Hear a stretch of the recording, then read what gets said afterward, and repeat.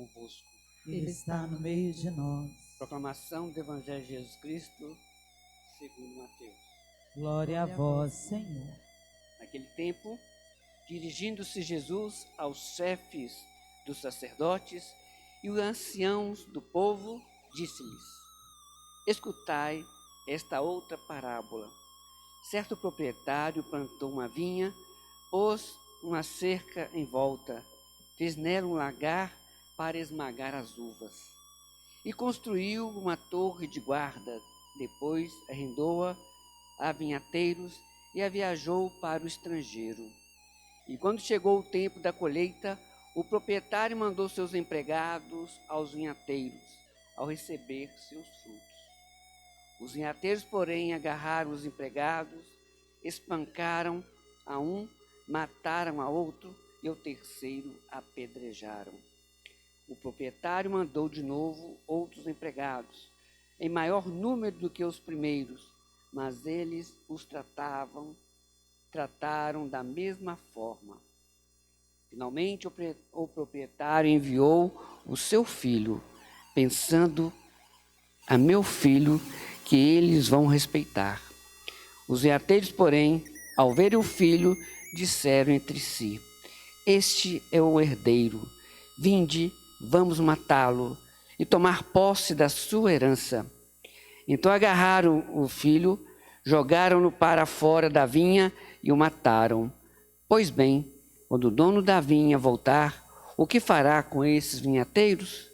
Os sumos sacerdotes e os anciãos do povo responderam: com certeza mandará matar de modo violento esses perversos e arrendará a vinha a outros vinhateiros. Eles entregarão os frutos no tempo certo.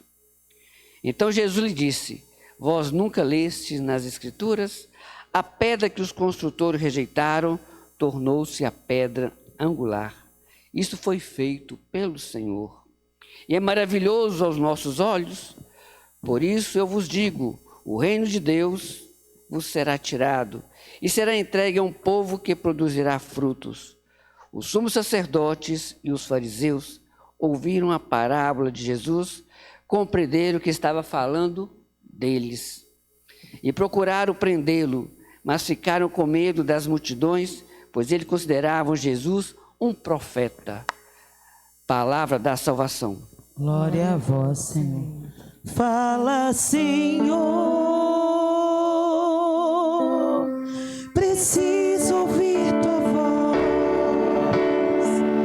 Eis aqui o teu servo, falando, irmão, na palavra, Senhor, e no meu coração.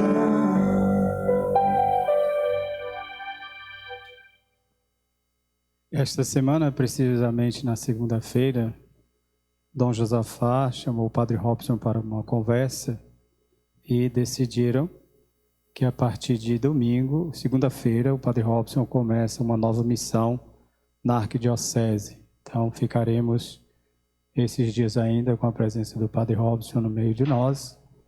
Domingo será a sua despedida aqui e segunda-feira ele parte para uma nova missão na vida dele, agora lá na Fazenda Cotefave, juntamente com o Padre Gilberto. Então, desde já, peço a vocês as orações pelo Padre Robson nessa nova missão que ele vai exercer agora, tá bom? Então, no domingo, na missa da noite, faremos o nosso momento de despedida do Padre Robson. Nós estamos na segunda semana, sexta-feira da segunda semana da Quaresma. Estamos fazendo o nosso itinerário, que é na preparação da Páscoa que se aproxima. São muitos sinais, os compromissos que nós vamos assumindo ao longo desse tempo. Cada semana nós temos uma proposta de caminhada. Isso vai nos levando, então, a tomar consciência desta missão, daquilo que o Senhor, então, vai apresentando. Hoje, 2 sentimentos que nós precisamos trabalhar. O primeiro, o ciúme, que na verdade ele acaba também entrando no Evangelho de hoje. O primeiro texto apresentado do livro do Gênesis conta a história, o início da história de José do Egito. E apresenta este José como um sonhador, aquele que se prepara para um momento todo especial na sua vida. José tem o sonho e o projeto de um mundo novo. E José se coloca também neste sinal. Com isso, diz o texto que entre os filhos apresentados ali a Jacó, a Israel, José era aquele que ele tinha o maior amor. Isso é coisa de filhos, né? Filhos sempre acham que os pais só pensam em um e esquecem dos outros. E com isso, então, cria-se uma certa rivalidade. A ideia primeira dos irmãos era matar José. Mas a questão da vida, do sangue, os impediram desta morte. Mas tramaram contra. Uma pessoa ciumenta é capaz de tudo. Tramar contra a vida do outro, atentar contra a vida do outro. José tem este sinal dos irmãos. Depois ouviremos a história toda e teremos a alegria de também entender todo esse mistério apresentado aqui. Os irmãos sentem a necessidade de afastar aquele que, porventura, traz um certo perigo e afasta José, dizendo mentiras também para o pai, tramaram a morte de José. Então são esses sinais, esse risco que nós vamos então correndo diante dos ciumentos. O ciumento tem isso, é capaz de preparar e fazer tantas coisas. O evangelho de hoje apresentado para nós, Mateus, Jesus nos apresenta aqui como modelo a vinha. E o que tem esta vinha? Ele diz que a vinha foi preparada, bem preparada. E a palavra de Deus é assim, foi preparada para a escuta. E a palavra tem que ser sinal de libertação, conversão, mundo novo, mudança de atitude de todos, para então entenderem aquilo que a palavra anuncia. E diz que foi preparada e mandou seus empregados para isso. Alguns foram mortos, outros espancados, e outros deixaram vivos para poder então anunciar. Assim é a palavra de Deus. Muitos dos evangelizadores foram mortos ao longo do tempo por falar em nome de Deus.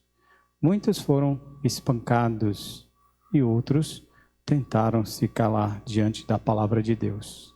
Aquele que anuncia jamais deve temer, porque o anúncio é da verdade, e o anúncio da vida que é apresentada a todos nós se torna, então, sinal eficaz de quem anuncia. É assim os vinhateiros. É preciso ter uma atenção. Diz o texto que, por fim, o dono da vinha mandou, então, o seu filho, achando que iriam respeitar. Mas, no ato daqueles que não têm o mínimo de carinho, de respeito e de pudor, não importa quem seja. O que importa é tomar conta daquilo que é do outro. Mata-se então o filho do dono da vinha, achando que agora tudo estaria resolvido. Diante destas situações, vai nos mostrando que a dificuldade do anúncio da palavra de Deus vai sendo criada e nós devemos ter sempre a atenção do anúncio, mesmo diante das dificuldades, mesmo diante de tantas coisas, jamais devemos abandonar a palavra de Deus. É preciso estarmos atentos para que o anúncio seja feito em todos os momentos para que realmente o testemunho seja fiel. Hoje nós temos também aqui o 7º dia da nossa pequena Emanuela. Eu peço encarecidamente que os parentes fiquem em pé, por favor, se possível, de Manuela. Deus abençoe vocês que vieram rezar conosco nesse dia de tristeza, mas ao mesmo tempo também da missão cumprida desta nossa irmã.